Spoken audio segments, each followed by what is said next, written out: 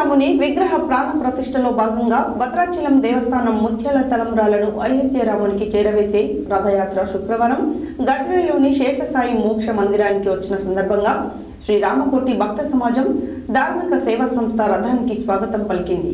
ఈ రథయాత్రకు శ్రీకారం చుట్టిన నంబూరి శ్రీనివాస్, నంబూరి రామలింగేశ్వరరావు అన్నదమ్ములను సంస్థ అధ్యక్షులు రామకోటి రామరాజు ఘనంగా సన్మానించారు. ఈ సందర్భంగా వారు మాట్లాడారు.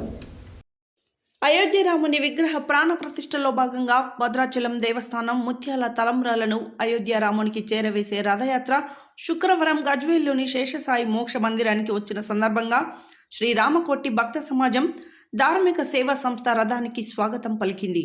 ఈ రథయాత్రకు శ్రీకారం చుట్టిన నంబూరి శ్రీనివాస్, నంబూరి రామలింగేశ్వరరావు అన్నదమ్ములను సంస్థ అధ్యక్షులు రామకోటి రామరాజు ఘనంగా సన్మానించారు.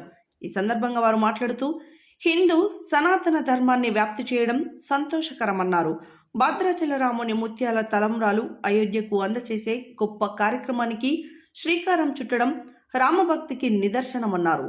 ఈ కార్యక్రమంలో శేషసాయి మందిరం అధ్యక్షులు ఎల్లు రామరెడ్డి, ఉప్పల మెట్టయ్య, మల్లారెడ్డి తదితరులు పాల్గొన్నారు.